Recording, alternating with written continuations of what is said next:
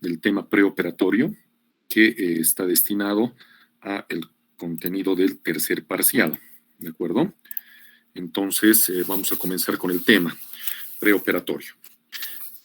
¿Cómo definimos nosotros el preoperatorio? El preoperatorio son todos los elementos que nosotros utilizamos desde la decisión de realizar un acto quirúrgico. Decidimos realizar un acto quirúrgico y a partir de ese momento comienza todo lo que es el preoperatorio. Durante este periodo nosotros lógicamente tratamos de evaluar todo lo que significa la salud del paciente, tratamos de preservar las posibles complicaciones que se puedan presentar durante el acto quirúrgico. Tenemos que solicitar todos los exámenes complementarios para que en determinado momento el paciente esté, lógicamente, bien cubierto para la realización del acto quirúrgico, y en determinado momento es la preparación biopsicológica para disminuir el riesgo quirúrgico. Biológica, porque nosotros vamos a solicitar todos los preoperatorios, tanto de laboratorio como de gabinete. Y psicológica, tenemos que dar un trato al paciente con la suficiente empatía a través de la cual nosotros lleguemos a hacer comprender al mismo de que el procedimiento quirúrgico que vamos a realizar es el adecuado, es el idóneo y es el que precisa para salvar su enfermedad. Con estos elementos nosotros tratamos de minimizar o acortar cierto tipo de elementos que se puedan presentar como complicación en el posoperatorio y tratar de incorporar lo más rápido posible al paciente a su entorno familiar. ¿De qué consta el preoperatorio? Consta de la historia clínica, el expediente clínico muy bien realizado, donde tenemos todo lo que ustedes están llevando actualmente en semiología, el interrogatorio, el examen físico, los exámenes complementarios. Es importante tomar en cuenta que el examen físico debe ser muy detallado, específicamente para el área donde nosotros vamos a realizar el acto quirúrgico. Y fuera de lo que significa lo que nosotros logremos a través del interrogatorio y el examen físico, están los paraclínicos, de acuerdo a la historia clínica. Y nosotros debemos de obligatoriamente solicitar siempre exámenes para ingresar a un quirófano. ¿Cuáles son los exámenes mínimos indispensables para realizar un acto quirúrgico? El hemograma, la glicemia, la creatinina, el coagulograma y el grupifactor. Obligatorio. Grupo sanguíneo, biometría, glicemia y creatinina, coagulograma, y muchas veces, dependiendo del área quirúrgica, vamos a solicitar otro tipo de exámenes. Por ejemplo, el examen general de orina. Actualmente en varias instituciones nos solicitan obligatoriamente, por ejemplo, el antígeno nasal. En áreas de riesgo podemos pedir el BDRL, el RPR, el ELISA y varios factores, por ejemplo, el examen para prueba rápida para VIH.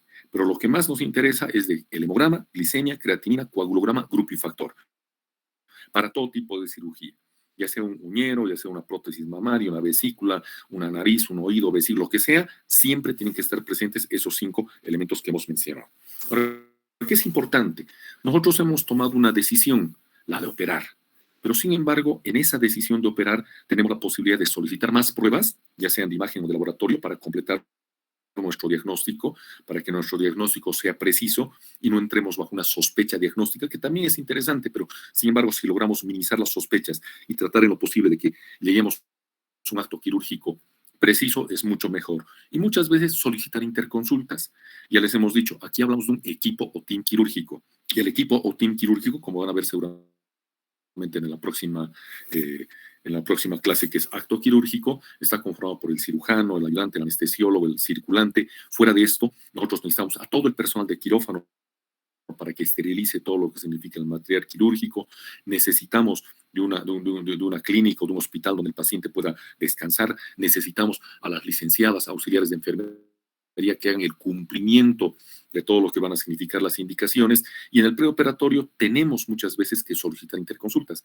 Si es un paciente cardiópata, solicitamos interconsulta con cardiología. Si es un paciente con alguna afección endocrinológica, diabético, tirotoxicósico u otros, solicitamos valoración por endocrinología. Paciente que tiene una enfermedad pulmonar obstructiva crónica, afecciones, etcétera. Hay diferentes especialistas a los cuales podemos consultar de que el paciente se operar y de que nos minimicen los riesgos, estabilizando la enfermedad, dándole el tratamiento preciso a su enfermedad y tratando de que el paciente salga lo mejor posible. Adicionalmente, ¿qué pruebas complementarias podemos pedir? Dependiendo del área quirúrgica, del área o de la patología per se que tenga el paciente. Por ejemplo, hablamos de una preparación general, por ejemplo, a todos nosotros que no tenemos ningún tipo de enfermedad. Una preparación especial y una preparación específica. Especial es cuando en determinado momento nosotros, por decir, vamos a operar de vía abdominal y necesariamente tenemos que pedirle, por ejemplo, enemas evacuantes. Vamos a hacer una preparación especial para un paciente que tiene algún tipo de enfermedad, es cardiópata, tiene una enfermedad pulmonar, es afección endocrinal, es especial la preparación. Y finalmente, específica, órgano específico. No es lo mismo que yo opere, por ejemplo, una nariz, que opere, no sé, un aumento de mamas, que opere una vesícula o que opere una próstata. Cada una de las diferentes, le llamaremos noxas quirúrgicas que van a condicionar el acto quirúrgico, condiciona una producción órgano específico. General, como a todas, especial cuando hay una comorbilidad o enfermedad del paciente, y específica, órgano específico. Y dependiendo de sus características, aquí vemos, ¿no?, de que un paciente cardiópata podemos adicionalmente a lo que siempre solicitamos pedirle una ecocardiografía, un cateterismo, pruebas de esfuerzo, angiografías, gamografías. A nivel endocrinológico podemos solicitar niveles de insulina, enzimas hepáticas, a nivel pulmonar, gasometría, espirometría, a nivel vascular, angiografías, ultrasonido duplex, etcétera. Todos estos exámenes para tratar de minimizar el riesgo en los pacientes. Ahora bien, en una valoración cardiovascular preoperatoria, ¿qué es lo que nos indican las normas? A todo paciente a partir de los 50 años, 45 actualmente, deben de solicitarse una valoración cardíaca preoperatoria.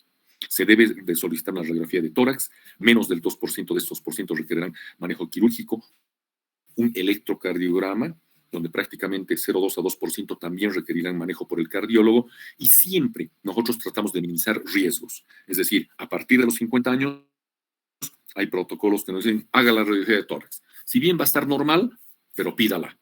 Haga un electrocardiograma. Si bien puede estar normal, pero pídala. Y adicionalmente, las normas a nivel institucional donde trabajamos o en todo lugar, dicen a partir de los 45 años, obligatoriamente la valoración del cardiólogo. El cardiólogo tiene que poner en el expediente clínico, en historia clínica, los antecedentes, el informe del electrocardiograma, todo lo que ha significado la auscultación de todo lo que significa el área cardíaca, los focos de la base, los focos de la punta que están repasando ustedes ahora en semiología, y dar un informe cardiológico donde habilitan al paciente para el procedimiento quirúrgico. Problemas especiales en el cuidado perioperatorio.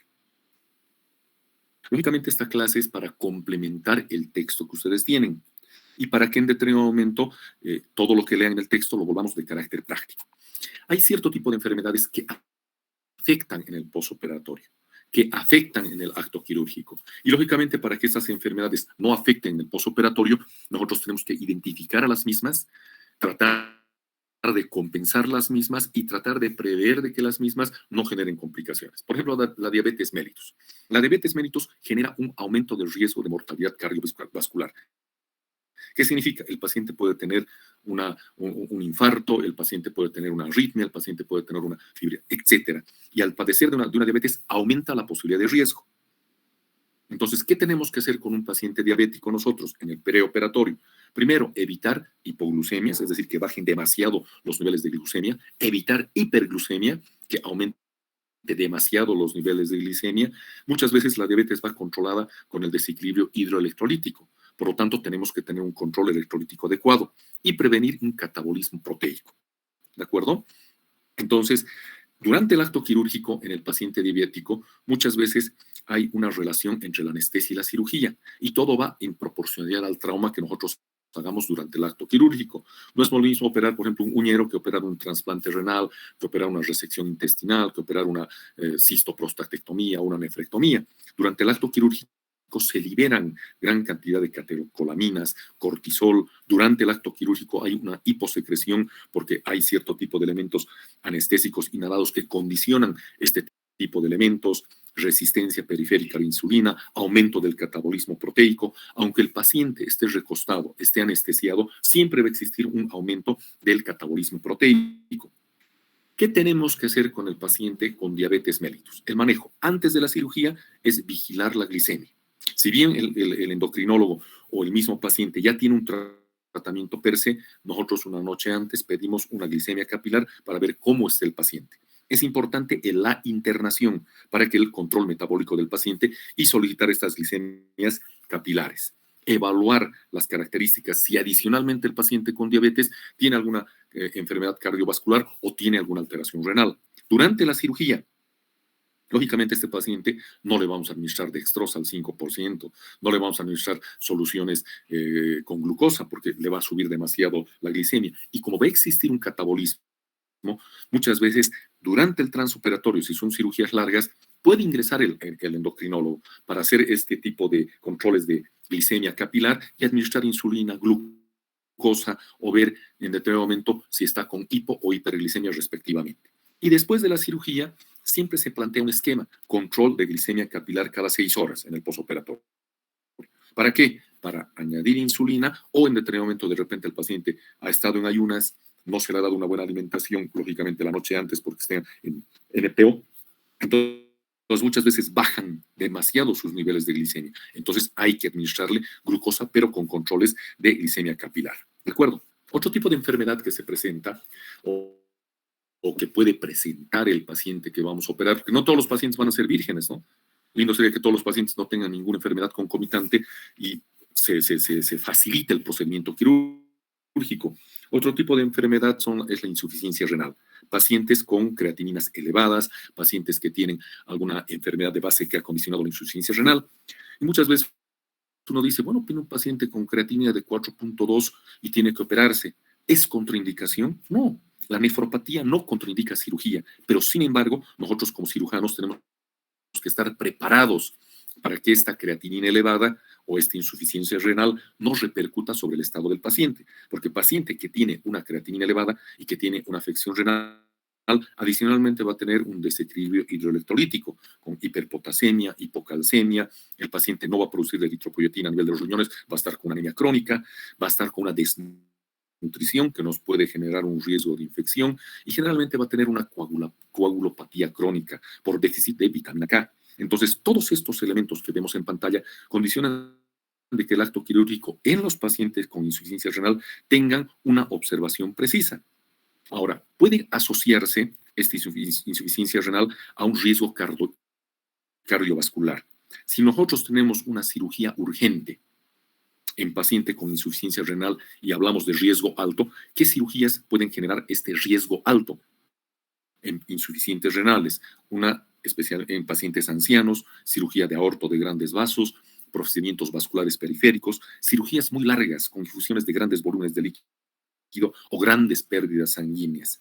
En este paciente que nosotros preveemos la posibilidad que están viendo en pantalla, el paciente va a tener un riesgo cardiovascular alto. ¿Por qué? Porque es insuficiente renal y con todos estos elementos que vemos en pantalla, el paciente puede tener mayor mortalidad.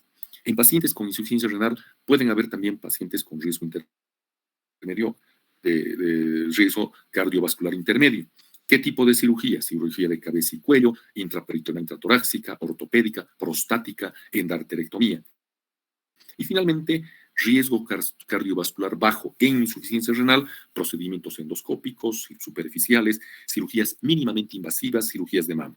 Ahora, nosotros calificamos y determinamos qué tipo de cirugía para establecer el riesgo cardiovascular y comunicar a la familia de que el paciente con insuficiencia renal puede padecer este tipo de complicaciones en el posoperatorio. ¿Qué tenemos que hacer y qué cuidados tenemos que llevar en este tipo de pacientes? En el preoperatorio, tratar de corregir si existe una insuficiencia prerrenal o posrenal, la causa que está generando la afección. Prerrenal generalmente va a ser una deshidratación, una diarrea, entonces hay que reponer.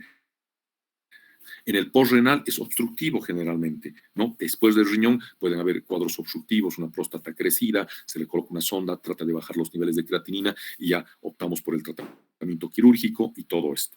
Es importante la corrección de líquidos y electrolíticos y mantener volúmenes urinarios adecuadas con presión arterial normal.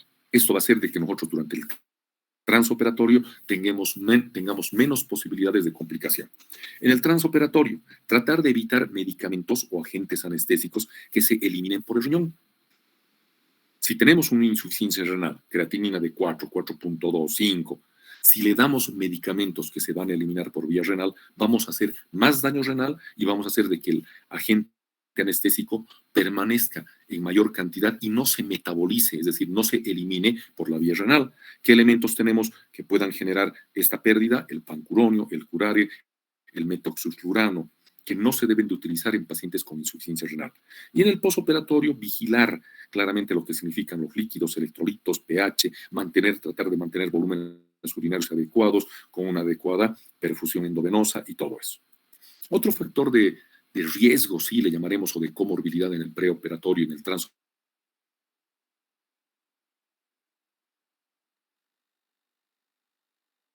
¿Y qué posibilidades existen de daño en el paciente obeso? Una catástrofe abdominal, agentes, accidentes preanestésicos. Imagínense, generalmente el obeso es pícnico, es petizo y tiene prácticamente el cuello pegado, o le llamaremos, o la cabeza pegada al tórax, casi no hay cuello. Entonces, tratamos muchas veces de hacer una intubación nasotraqueal, orotraqueal, para hacer la anestesia inhalatoria, y es complicado. Tenemos muchas veces que utilizar un fibrobroncoscopio que nos permite, bajo visión directa, ingresar a la tráquea. En este tipo de pacientes puede haber distensión gástrica aguda, insuficiencia respiratoria. Imagínense paciente obeso en decúbito dorsal. Generalmente los obesos, ¿qué es lo que hacen? Duermen en posición semi-Fowler, porque si no les falta el aire. ¿Por qué? Porque toda la presión intraabdominal ejerce presión sobre el diafragma y el diafragma sobre el tórax. Entonces, en decúbito, toda esa presión va a presionar un poquitito la ampliación y amplexación de lo que significa el pulmón, y va a generar insuficiencia respiratoria. Puede haber embolia pulmonar. Estos pacientes tienen microémbolos a nivel de los vasos periféricos, sobre todo a nivel de miembros inferiores, y estos pueden tranquilamente, durante la anestesia, donde hay una vasodilatación, emigrar y generar tromboembolismos pulmonares. Infección de herida. El paciente obeso tiene gran panículo adiposo, donde es un caldo de cultivo preinfección. Por más que tengamos una profilaxis medicamentosa y hagamos buenas curaciones, pueden existir infección de heridas, dehiscencia de suturas, insuficiencia cardíaca, hernias, asfixia posoperatoria, tromboflebitis. Es decir, el paciente obeso puede padecer todo este tipo de afecciones en el posoperatorio. ¿Qué tenemos que hacer para cuidar este tipo de complicaciones? Identificar, lógicamente, la anestesista en su visita preanestésica, evalúa al paciente, hace una valoración de Mallampati, que se llama, que es la angulación de lo que significa la hiperextensión del cuello sobre el tórax, para poder determinar la posibilidad de intubación. Entonces tiene que identificar todos los trastornos de ventilación que puedan causar daño y que puedan causar dificultades a nivel de lo que signifique la anestesia el momento que va a realizar el acto quirúrgico. Siempre estos pacientes, y todos los pacientes a partir de los 50 años en adelante, tienen que tener vendaje de miembros inferiores. En algunos se utiliza botas de compresión intermitente. En el transoperatorio es ideal utilizar 2 anestesiólogos para que puedan realizar un buen control del paciente, un monitoreo cardiopulmonar estricto. Y en el posoperatorio, el paciente, ya una vez despierto, la posición semi-Fowler, diferir la extubación hasta tener un automatismo completo, cuando el paciente tenga una adecuada ventilación, pueda deglutir y demás. Recién tratamos de hacer la destetación, el destete y la extubación. Las botas de compresión o el vendaje de miembros inferiores puede mantenerse hasta 24 o 48 horas en el posoperatorio, para que los elementos antes mencionados no generen complicaciones en el posoperatorio. Pacientes con insuficiencia respiratoria. Yo les dije, siempre el preoperatorio es fundamental. Evaluar al paciente desde la punta de los pelos hasta la punta de los pies, en todas las áreas. ¿Para qué? Para que minimicemos complicaciones, diagnostiquemos patologías y las tratemos de resolver antes del acto quirúrgico.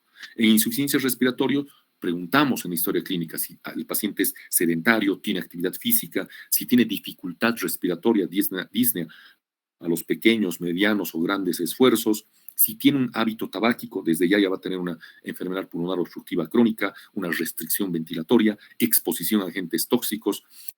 Adicionalmente a lo que significa esta insuficiencia respiratoria clínicamente, en el examen físico podemos tener pacientes con obesidad, con respiración oral. Hay pacientes que respiran por la boca, no respiran por la nariz. ¿Por qué? Porque tienen cornetes hipertrofiados, desvío de la nariz o desvío del tabique septal, etcétera. Pacientes que ya tienen una patología de base y tienen cianosis, o sea, coloración violácea de todo lo que significa la parte mucocutánea, un patrón expiratorio prolongado. A la auscultación podemos encontrar sibilancias, estertores. Es decir, si yo no evalúo a mi paciente y no lo pongo en las mejores condiciones para el acto quirúrgico, puedo tener complicaciones en el postoperatorio.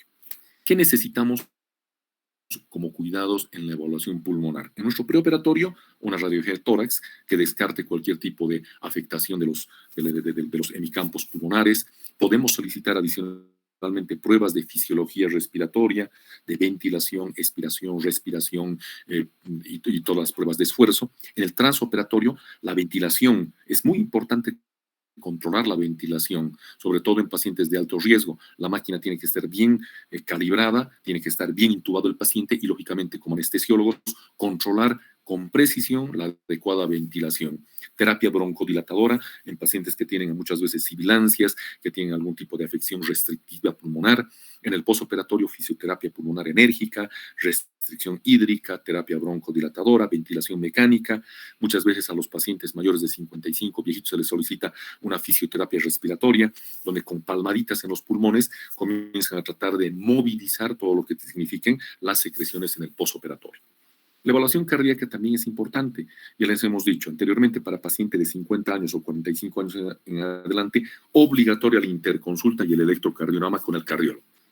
Mucho mejor, mucho más aún todavía, vamos a solicitar una valoración cardíaca cuando existen antecedentes en el paciente de isquemias cardíacas, arritmias, anginas, cardiopatía reumática que haya condicionado el uso de la penicilina y que pueda condicionar valvulopatías, pacientes que adicionalmente que tienen afección cardíaca son diabéticos. Diabetes y cardiopatía incrementan en un 60% las afecciones o la posibilidad de riesgo cardiovascular, riesgo de isquemia posoperatoria. Sin antecedentes cardíacos puede presentarse en un 0,5%, pero si el paciente ha tenido el antecedente de haber tenido un infarto previo, en el transoperatorio o en el posoperatorio, este paciente corre el riesgo de tener un 10 a 50% más de posibilidades de tener una isquemia posoperatoria. Por eso nosotros debemos de valorar claramente al paciente, porque si ya sabemos que va a tener un riesgo, lo que tenemos que hacer es minimizar el riesgo, que el cardiólogo le dé el tratamiento preciso, respetar los tiempos quirúrgicos y respetar los medicamentos que se le van a dar. Muchas veces en pacientes que han tenido un infarto y son cirugías electivas, por ejemplo, quiere hacerse, no sé, una cirugía de nariz, una dama quiere hacer un aumento de mamas, estéticas, etcétera, tratamos de diferir la cirugía lo más posible, mínimamente 6 meses posterior a un infarto cardíaco. En pacientes con angina inestable, diferir la cirugía, a menos que sea para una revascularización. Y aquí tenemos una clasificación que se llama de Goldman, ¿no? Es para el riesgo cardiovascular, que fue elaborada en 1977, donde te califica. Aquí tenemos una clase 1, 2, 3 y 4, y te pone puntos, 0 al 5, 6 al 12, 13 al 25 y mayor al 26. Si el paciente tiene de 0 a 5, las probabilidades de complicación cardíaca son de 0,7% y de defunción de 0,2%. Pero si el paciente tiene una puntuación mayor a 26, las probabilidades de complicación cardíaca pueden ser de un 22% y la posibilidad de que el paciente muera es de 56%. ¿Cómo calificamos? 0,5, 6 a 12, 3 a 25 y mayor a 26. Con este cuadrito. Agarramos al paciente y le hacemos todas estas consultas y verificaciones laboratoriales. Edad mayor a 70 ya comienza con 5 puntos. Tuvo un infarto agudo de miocardio menor a 6 meses, 10 puntos. Tiene el diagnóstico de estenosis aórtica, 3 puntos. Tiene galope o insuficiencia cardíaca congestiva, 11 puntos. Usted guarda mucho reposo en cama cuando existe una actividad física, tiene una presión de oxígeno menor a 60 milímetros de mercurio, presión de dióxido de carbono, nitrógeno úrico sanguíneo, los niveles de creatinina. Es una cirugía urgente, y dependiendo del área donde se va a realizar el acto quirúrgico, es intratorácica, es intraabdominal, es aórtica, y aquí vamos cliqueando y dándole puntos. Y una vez que vayamos aumentando los puntos acá, determinamos qué puntuación tiene la probabilidad de complicación cardíaca y el riesgo de defunción en base a la puntuación. Esto es súper importante. Los cirujanos cardiovasculares utilizan esta puntuación para explicar al familiar y decirle, mire, su papá va a entrar a quirófano, pero que de cada 10 pacientes, 5 fallecen. Y es importante explicar estos elementos. ¿Por qué? Porque la familia tiene que estar enterada del riesgo cardiovascular. ¿De acuerdo? ¿Qué más es importante? Nosotros ya hemos determinado adicionalmente las características del grado 1, 2, 3 y 4. En cirugía menor, lógicamente, van a haber menores puntuaciones que en cirugía mayor cardíaca o que en cirugía de aorta abdominal. Entonces, todos estos factores juegan y nosotros tenemos que explicar al paciente. Otra clasificación es la de los anestesiólogos, ¿no? Que te clasifican en ASA 1, pacientes saludables, sin enfermedad contaminante, de repente todos nosotros, ustedes que están en un grupo etario donde generalmente no hay afecciones importantes. Clase 2, una enfermedad sistémica moderada que no afecta, le llamaremos el estado general del paciente, un diabético compensado, un hipertenso compensado, tirotóxico con medicación, etcétera. Clase 3, ASA 3, enfermedad sistémica, pero que sí afecta el estado general del paciente. El paciente está con algún tipo de afección, hay que compensarlo y todo eso. Clase 4, enfermedad sistémica incapacitante. Clase 5, moribundo, con pocas posibilidades de sobrevivir, como sin cirugía. Y clase 6 generalmente es el paciente con muerte cerebral. Es importante tomar esta clasificación de riesgo quirúrgico, porque no es lo mismo entrar con un paciente clase 1 ASA, clase 4 ASA, que entrar con un paciente clase 1 ASA. Entonces, eso es súper importante para que nosotros establezcamos el riesgo de patología y que lo establece el anestesiólogo. Otro tipo de calificación es la clasificación de Child y Pugh, que se establece la afección hepática. Si el paciente tiene alguna insuficiencia hepática. Si el paciente tiene alguna insuficiencia hepática, va a existir una mortalidad de 5 a 45% reportada por diferentes tipos de instituciones y por diferentes tipos de patologías operadas. ¿Cómo se establece? La Child A de 5 a 6 puntos, la B de 7 a 9 puntos y la C de 10 a 15 puntos. ¿Cómo se obtienen estos puntos? Se obtienen a través de lo que significa el examen clínico y laboratorial. Bilirrubinas, si están en un rango adecuado, menos de un punto; si están mayores de 2 a 3, 2 puntos; y son mayores a 3, 3 puntos. La albúmina lo mismo, ¿de acuerdo? De 3.5, 2.8 o menores a 2 puntos. El tiempo de protrombina, la presencia de ascitis, la presencia de encefalopatía, y vamos progresivamente dándole puntaje de bilirrubinas, de albúmina, de tiempo de protrombina, de ascitis y de encefalopatía. Calificamos y le damos una puntuación. Y de acuerdo a esa puntuación, explicamos al paciente que va a existir mortalidad del 1%, del 3% y mayor al 50% cuando el paciente tiene una clasificación Child y Pugh de 10 a 15 puntos. Entonces, los familiares, el paciente y nosotros tenemos que estar claros en el momento de tomar la decisión quirúrgica. Voy a operar, pero de repente existe el 50% de que se muera. Pero de repente, si no lo opero, se va a morir igual. Entonces, corro el riesgo, porque muchos dicen, ¿no? Tú tienes que salvar la vida por encima de todas las cosas. El paciente se va a morir, pero por ahí no he hecho nada y lo dejo morir. O por ahí he hecho algo y de repente hay la posibilidad de que el paciente sobreviva. En una cirugía en pacientes con insuficiencia hepática, ¿qué efectos puede condicionar la cirugía a nivel de lo que significa el paciente con insuficiencia hepática? En cirugía abdominal, por ejemplo, va a existir una reducción del flujo sanguíneo por tracción esplácnica con elevación de enzimas hepáticas. Durante la administración de agentes anestésicos va a existir un decremento de las resistencias vasculares. Siempre el paciente termina vasodilatado por anestésicos. Entonces, cuando hay una vasodilatación puede existir una hipercardia. Pueden haber precauciones universales para tratar de evitar la transmisión de hepatitis viral. Hay pacientes, la gran mayoría de los pacientes hepatópatas son pacientes con hepatitis. Tú le haces las pruebas, hepatitis A positiva, B positiva, hasta C positiva. Entonces nosotros como equipo quirúrgico tenemos que prepararnos para que el paciente no nos contagie.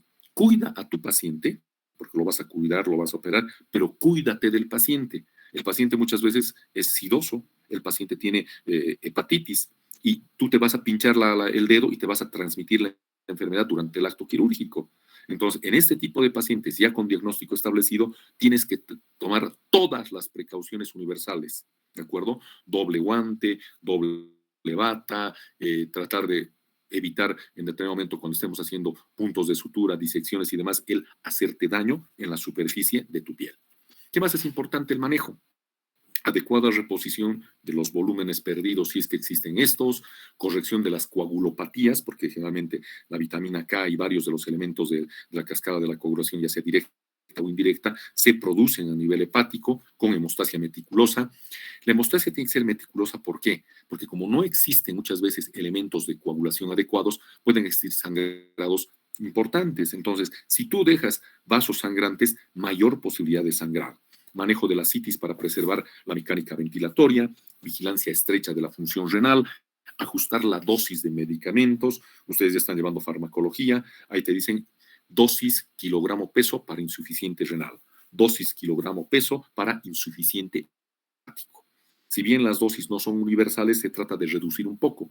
Por decirte, nosotros tenemos la dosis de aminoglucosis o la dosis de quinolonas o cualquier analgésico, tenemos que reducir la dosis. Ahí te dice 25% de la dosis o el 50% de la dosis plena. Entonces tú tienes que poner paciente con insuficiencia renal o con insuficiencia hepática. Se administra, en vez de darle, por decir, los 200 miligramos de ciprofloxacina, que es la dosis para vía endovenosa, le vamos a dar 100 o 50 miligramos. La dosis oral de la ciprofloxacina es 500, le podemos dar la mitad de la tableta, 250, o tratar de fraccionar de acuerdo al kilogramo peso dosis para insuficiente renal y para insuficiente hepático. Otro factor importante es la coagulación. Fundamental. Todo paciente para ingresar a un acto quirúrgico tiene que tener su coagulograma, tiempo de coagulación, tiempo de sangría, tiempo de protrombina y el INR. ¿De acuerdo?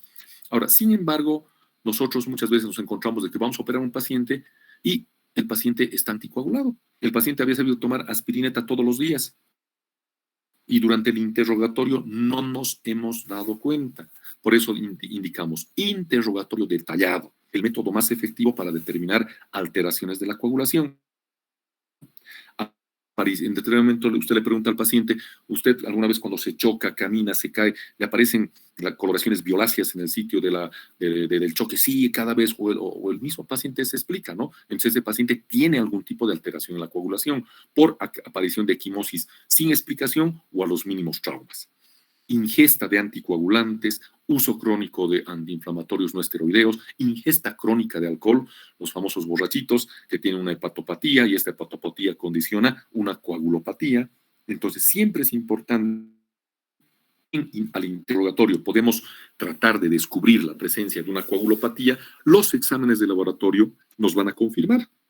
Y de acuerdo a la confirmación laboratorial, nosotros tenemos que determinar cómo vamos a seguir el tratamiento del paciente. El objetivo de un paciente con coagulopatía es determinar el mejor momento para operar. Le hago su INR, está en 2.5, 2.83, no lo opero hasta que esté por lo menos en 1.51, ¿de acuerdo? Y tratar de evitar el riesgo de hemorragias, tromboembolismos y todo eso. Entonces, yo tengo que diferir una cirugía cuando existen complicaciones de la coagulación, o tengo que tratar de buscar, no sé, plasma fresco congelado, vitamina K, para mejorar cierto tipo de elementos a nivel de la cascada de la coagulación y que no infiera en lo que significa mi acto quirúrgico. Hay la guía de la prevención del tromboembolismo, ya le he dicho, ¿no? Cuando estábamos comenzando a hablar acerca de lo que significaba el vendaje compresivo o las botas con compresión mecánica intermitente. Todo paciente a partir de los 45 años en adelante debe de realizarse el vendaje compresivo de miembros inferiores. ¿Por qué? Ya hemos dicho, ¿no? Durante cualquier tipo de cirugía existe una vasodilatación. Esa vasodilatación condiciona que los microtrombos que estén a nivel de miembros inferiores comiencen a migrar. Es como si le abrirías la tranca. Entonces comienza el trombo a ir por las venas, llegan al pulmón, de grandes venas a medianas venas a microvenas, donde las tenemos a nivel pulmonar, y te puede generar tromboembolismos pulmonares. Para tratar de evitar esto, en el posoperatorio, en pacientes de bajo riesgo, nosotros solicitamos una deambulación temprana. En pacientes de riesgo moderado, podemos comenzar a dar dosis de heparina de bajo peso molecular, la compresión neumática intermitente, y en pacientes de alto riesgo, ya utilizar la dosis de heparina no fraccionada, sino en dosis plena o en dosis alta. ¿De acuerdo? Otro factor también que es importante como factor de riesgo en el área quirúrgica es el paciente senil. No es lo mismo operar un paciente joven con un paciente senil. Y más aún si el paciente es senil, y ustedes, así como dicen los viejitos cuando vienen, ¿no? A medida que van envejeciendo la casa, van apareciendo las goteras. Lo mismo te dicen los pacientes. Los señores mayores, 55, 60, tercera edad, que van a las consultas, comienzan a descubrirse enfermedades. Comienzan a saber que eran hipertensos en un control por cardiología, habían hecho su debut diabético en el control de endocrinología y muchas veces ya ni quieren ir a la consulta. ¿Por qué? Porque les van descubriendo más enfermedades, pese a que ellos muchas veces niegan síntomas y signos. Entonces es importante en la evaluación inicial del paciente senil preguntarle qué otras enfermedades concomitantes tiene, ver qué medicamentos utiliza, porque inclusive a los pacientes seniles, ustedes cuando vayan a consulta se van a dar cuenta, tienen su medicación a las 8 de la mañana, al mediodía, en la noche, ver también si estos pacientes tienen actividad física habitual, porque mi posoperatorio yo tengo que determinar si este paciente voy a hacerle una deambulación precoz. Tiene que caminar las 24 horas, señor, pero no sabemos si camina o no camina, qué actividad física realiza. De repente camina 4 pasos y está todo el día sedentario echado en su cama. El grado de independencia, el estado mental. En el transoperatorio tenemos que ver la posibilidad de evitar la hiperextensión del cuello. Hay pacientes con artrosis. Nosotros operando a una paciente en ginecología, haciendo una cirugía ginecológica, agarró el circulante abierto demasiado, se ha fracturado la cadera. Pacientes con artrosis. Empleo de anestesia. Y en ese tipo de pacientes tratar de buscar no hacer anestesias generales, empleo de anestesias regionales, locales, generales, evaluar claramente cómo es esto, control de la temperatura ambiente. El paciente senil no tiene la grasita que tienen los gorditos, no está mucho más flaquito. Entonces, la reserva de temperatura hace de que el paciente tenga que estar mucho más abrigado, no mantenerlo expuesto. Es decir, hay una gran cantidad de elementos que tenemos que cuidar en el paciente senil. Igual en el postoperatorio, aumentar la orientación mediante estimulación crónica, movilización, control metabólico, etcétera. Esto en lo que significa, le llamaremos la valoración del paciente. Y no solamente eso, está también la parte locomotora. Vean si el paciente camina, se mueve, camina bien. Ya les he contado a mis estudiantes en la parte práctica que había un paciente que denunció a uno de nuestros colegas porque no podía caminar, pero el paciente ya previamente al acto quirúrgico no podía caminar, etcétera, ¿no? Entonces, ustedes evalúen al paciente desde la punta de los pelos hasta la punta de los pies. Evalúen claramente los factores de riesgo. ¿Qué más hacemos en el preoperatorio? Relación médico-paciente. La relación médico-paciente es fundamental. A veces viene el paciente, tú tienes 25 pacientes, tienes historias clínicas, a ver, venga, ¿cómo está? ¿Cómo le va? A ver, se va a operar de vesícula, perfecto. A ver, sus preoperatorios, ya muy bien, mañana se interna, lo voy a operar mañana, gracias, hasta luego. Listo. Entonces, lamentablemente por la masificación de pacientes, por la falta de especialistas, el nexo entre la comunicación entre el cirujano y el paciente se ha perdido. Ya no es esa comunicación tan fluida, la explicación concreta, la explicación clara, la explicación veraz, el absorber las dudas del paciente. Yo les digo, ¿no? El paciente a veces ahora ya tiene una tablet, ya tiene su teléfono inteligente, ya averigua, ¿no? A ver, pacientes con doctor, quiero que me opere la laparoscópica y además quiero que utilice el bipolar y además quiero que me ponga unas grampas de titanio, y además me tiene que garantizar de que la cirugía va a salir perfectamente bien. Entonces, la confianza del paciente va a estar en el adecuado entendimiento de la enfermedad que tiene y del plan quirúrgico que vamos a realizar para poder determinar los resultados esperados. Hacer un interrogatorio detallado y un elemento fundamental que forma parte del expediente clínico, el consentimiento informado por patología. Por patología. No es lo mismo un consentimiento informado para cirugía de nariz, que de próstata, que de vesícula, que de cáncer, que de cualquier otra enfermedad. Ahí se le tiene que explicar en el consentimiento informado una breve explicación de la patología, una descripción de lo que va a significar el acto quirúrgico y las posibles complicaciones. Porque al final te dice, usted no me ha dicho, doctor, yo no sabía, doctor, no sabía, doctor. Entonces viene el paciente en un principio como un corderito para hacerse operar, pero después se vuelve un lobo porque te mete un juicio, te mete un procedimiento penal porque lamentablemente, entre comillas, no sabía de las posibles complicaciones. Ya les he dicho, al mejor cazador se le va la liebre. Puede ser un cirujano espectacularmente bueno, pero sin embargo puedes tener una complicación inesperada. A ver, les voy a contar la historia de Tancredo Neves. Ha sido un presidente que fue electo por votación. Perfecto, estaba para ingresar a ser presidente y lamentablemente tuvo una afección hepática, una vesícula biliar. Lo llamaron al mejor cirujano de vía biliar. Lo opera todo bien, lamentablemente el paciente tiene sus complicaciones, se abre la vía biliar, lo reoperan, tiene neumonía y el paciente fallece. Imagínense, el mejor cirujano del Brasil, que había hecho por lo menos unas 3.000, 4.000 cirugías de vesícula y se viene a complicar con el futuro presidente del Brasil. Entonces, el consentimiento informado es fundamental para que ustedes expliquen al paciente las posibles complicaciones del acto quirúrgico. Nosotros, en el interrogatorio, muchas veces averiguamos si es diabético, si es tirotoxicósico, si es hipertenso. En el 95% de casos, nosotros podemos tener un diagnóstico certero de las posibilidades de comorbilidad que tiene el paciente.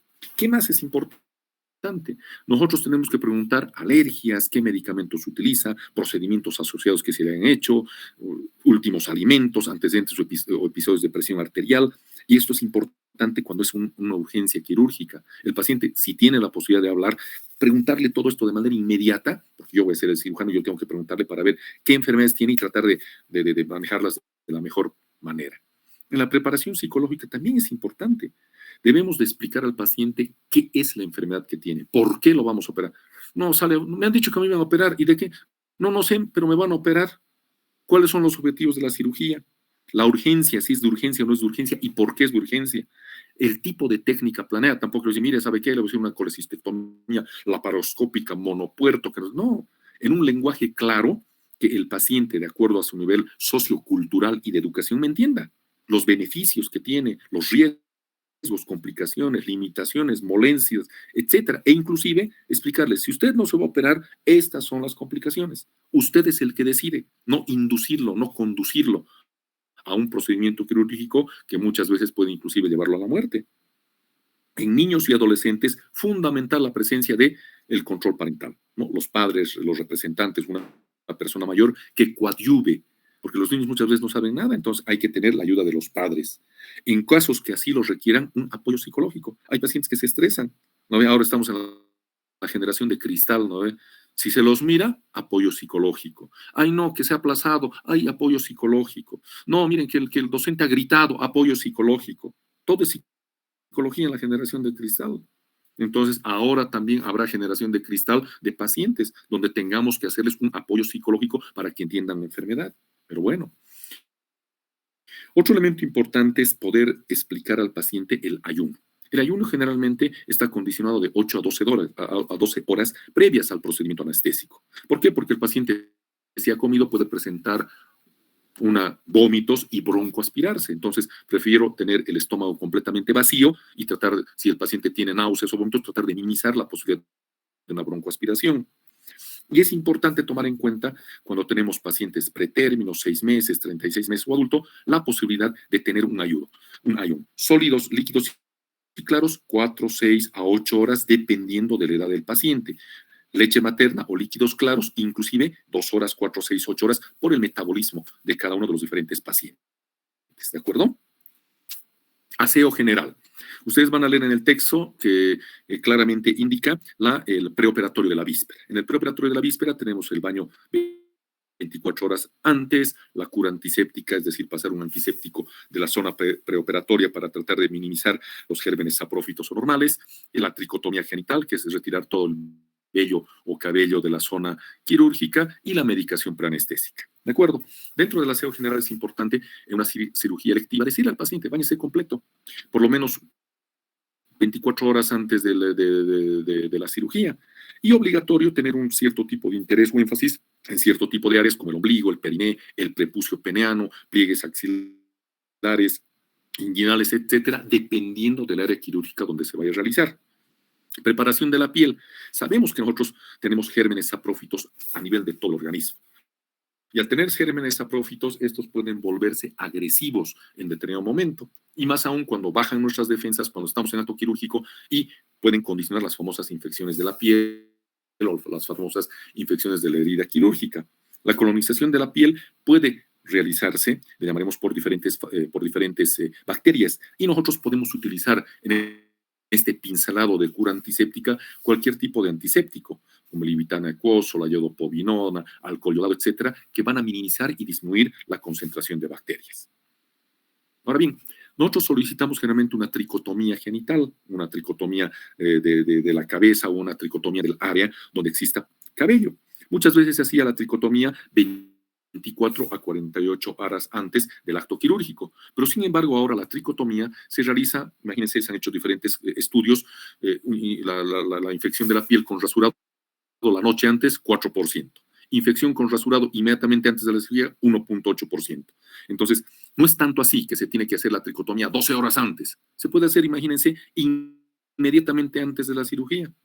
Y minimizamos en determinado momento el 1.8 la probabilidad de infección. La antisepsia de la piel disminuye la concentración de bacterias como les hemos indicado. Vestido y presentación. El paciente, para que pase a quirófano, tiene que ir con su expediente clínico. Tiene que ir con su historia clínica completa. Si tiene tomografía, resonancia, radiografías, tiene que ir completa.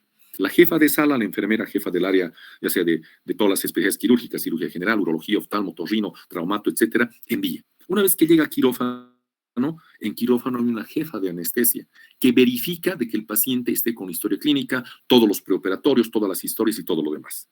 Es importante que el paciente vaya completamente desnudo, con un camisón quirúrgico de algodón con apertura posterior, cabello recogido, las extremidades con botas o medias compresivas o bondaje de miembros inferiores, y tiene que evitar absolutamente todos estos elementos: talcos, lociones, desodorantes, cremas, maquillajes, pinturas, prótesis dentales, prótesis ortopédicas, anteojos, lentes de contacto, etc.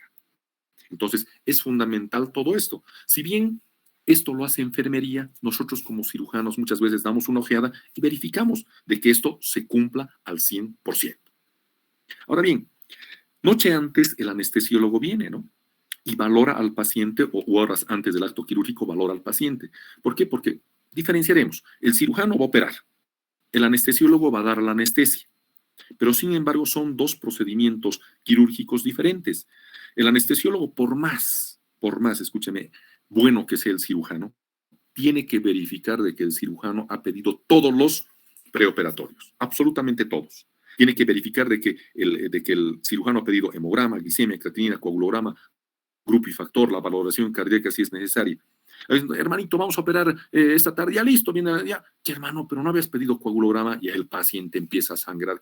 Ay, no, me había olvidado. Entonces, ahí existe el doble control del cirujano para que él mismo se evalúe y pida todos los exámenes laboratoriales adecuados. Y del anestesiólogo.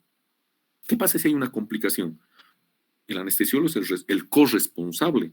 ¿Por qué? Porque no ha verificado el cumplimiento normativo de todos los preoperatorios que se debían de solicitar. Es el corresponsable. Y el proceso, por negligencia, por todo eso, va a ambos. ¿De acuerdo? Entonces, tanto el cirujano como el anestesiólogo tienen responsabilidad individual sobre el paciente. Individual. Entonces, tienen que verificar de que todos los preoperatorios estén adecuados. Y en esta visita preanestésica, el anestesiólogo, lógicamente, al valorar el paciente, ve si es un paciente estable, es un paciente tranquilo, es un paciente que tiene algún déficit, etcétera, y traten de tener, si es un paciente ansioso, si es un paciente nervioso, lógicamente para disminuir la ansiedad, disminuir el riesgo de complicaciones por contenido gastrointestinal, elevar el umbral de dolor, puede darle algún tipo de medicación, puede darle benzodiazepinas, puede darle otro tipo de elementos que están adecuados y que están acorde a lo que el anestesiólogo pida, porque no, el anestesiólogo no va a hacer todo lo que el cirujano diga. Entonces, hay dos valoraciones por dos especialistas de alto nivel que evalúan al paciente para el ingreso a quirófano. ¿Qué medicamentos puede prescribir el anestesiólogo? Ansiolíticos, proquinéticos, analgésicos, antiácidos, que posiblemente se le hayan pasado al cirujano, pero que van a coadyuvar en el acto quirúrgico. ¿De acuerdo? Durante el preoperatorio, ¿qué más se hace, no? Antes de ingresar al quirófano, el paciente pasa por la sala de preanestesia. En la sala de preanestesia, ¿qué es lo que se hace? La verificación de todos estos elementos, que no tenga prótesis, que tenga todos los elementos vasculares. Muchas veces se le da, obligatoriamente se hace el acceso venoso, venoclisis en antebrazo o dorso, demás, evitar las placas de electrocauterio, tratar de buscar, si vamos a hacer un acceso venoso central, un catéter corto, y aún en procedimientos ambulatorios, es importante que en el preoperatorio, en la sala de preanestesia, se hagan todos estos elementos. Muchas veces también se hace la medicación preanestésica. Al paciente se le introduce un miorrelajante o algún tipo de elemento para que ya durante el proceso quirúrgico como tal esté con la medicación adecuada. Otro elemento importante es la prevención de infecciones. El uso de antibióticos en cirugía. Cuando ustedes hablan de una cirugía limpia, contaminada o contaminada, van a determinar qué tipo de antibiótico van a utilizar. En una cirugía limpia, podemos o no podemos utilizar antibiótico, o de manera profiláctica, o directamente cuando el paciente ya tiene un diagnóstico de apendicitis perforada con peritonitis, obligatorio utilizar los antibióticos. Obligatorio utilizar los antibióticos. Entonces, en ese momento nosotros valoramos, ¿no? Si el paciente tiene, dependiendo del tipo de cirugía, y vamos a valorar el tipo de antimicrobiano. Si es de cuello para arriba, cirugía de otorrino, de oftalmo, de orofaringe, generalmente, ¿qué tenemos ahí? Gram positivos. Si el paciente se va a operar de la próstata, del uréter, del riñón, ¿qué tenemos en la vía urinaria? Gram negativos. Y si el paciente se va a operar, no sé, de vía digestiva y demás, gram negativos más anaerobios. El objetivo de la profilaxis antimicrobiana es disminuir la posibilidad de que los gérmenes saprófitos normales, ya sea de piel o del órgano donde vamos a ingresar, ingresen en el campo operatorio y puedan generar una contaminación bacteriana. El requisito es efectivo ante gérmenes habituales y la concentración efectiva en sangre y en el sitio operatorio. Tenemos que tratar de buscar que ese fármaco tenga la mínima toxicidad, la mínima afectación de la flora saprófita, que esté disponible para la inmunización por la vía deseada. ¿Cuál es la vía deseada? La vía endovenosa, porque el paciente va a estar con su vía endovenosa, va a estar seguramente con su NPO durante las primeras 24, 48 horas o más, dependiendo del área quirúrgica, y tiene que estar por vía endovenosa. La mejor relación costo-beneficio, administrarle muchas veces la medicación 30 minutos antes del acto quirúrgico y dependiendo de la dosis, las dosis que sean adecuadas. La profilaxis antibiótica se realiza a nivel de cirugía de cabeza, esófago, gastroduodenal, biliar, histerectomía, y las preparaciones especiales van a estar destinadas para controles adecuados del paciente. Por ejemplo, un catéter venoso central por punción periférica que nos coadyuva a nosotros. Monitoreo de la presión venosa central, fluidoterapia por largo tiempo, nutrición parenteral, quimioterapia, colocación, etc. Entonces, hay cirugías que sí van a necesitar un catéter venoso central. Hay cirugías, por ejemplo, que van a necesitar una sonda nasogástrica. ¿Cuál es el objetivo de la sonda nasogástrica? Descompresión gástrica, procedimientos de urgencia con ingesta de alimentos reciente, lavados gástricos, y es importante para pacientes en los cuales vayamos a realizar cirugías digestivas. La sonda vesical también la colocamos en el preoperatorio, cuando van a existir cirugías pélvicas, vaginales o de vías urinarias, procedimientos donde el llenado o la vejiga completamente llena nos dificulta un procedimiento, por ejemplo, en una histerectomía, en una oforectomía, inclusive pacientes en los cuales van a realizar cirugías de colon o recto para que esa vejiga no comprima esta zona. Utilizamos sonda de Foley y tenemos que prever también todas las posibles complicaciones que la introducción de la sonda nos pueda generar. ¿De acuerdo? Preparación de colon en pacientes donde tengamos cirugías a nivel de colon, resecciones intestinales. Ustedes en el texto les indica preparación mecánica, química y mixta de colon. ¿Cuál es el objetivo? Disminuir la flora bacteriana. La mecánica es por enemas y arrastre. La química, generalmente nosotros utilizamos el manitol, que se da por vía oral, y genera todo lo que significa la limpieza de la carga de bacterias a nivel del colon y del contenido colónico. Entonces, para concluir todo lo que significa el preoperatorio, estamos a 7 minutos de las 4 de la tarde. Primero, no subestimar los riesgos potenciales, ¿de acuerdo? Aún en pacientes sanos y en procedimientos menores. ¿Qué significa esto? No, es una cirugía sencilla, no pasa nada. Ustedes en urgencias, chicos, cuando estén en internado, les van a decir, haz una onicectomía o quítale el padrastro o haz tal cosita. Ustedes van, le ponen anestesia, lidocaína. Hay pacientes que hacen reacción idiosincrática a la lidocaína, edema de glotis, y se terminan muriendo con una cirugía de uña. Entonces, nunca hay que subestimar la cirugía más mínima y la cirugía más grande. Todas pueden tener complicaciones. Nunca tengo que decir que soy el mejor cirujano que he hecho más de 3,000, 4,000 cirugías, ni nada. Toda cirugía tiene su respeto, toda cirugía es diferente y cada paciente es diferente. Debe de existir una comunicación abierta entre el cirujano y el paciente. Apego a la normativa establecida. Siempre llenar el expediente clínico. Tiene que existir todos los preoperatorios, el perfil preoperatorio completo, la valoración cardíaca y según las características individuales del paciente y las enfermedades concomitantes que tenga, solicitar todo esto. Tratamiento multidisciplinario.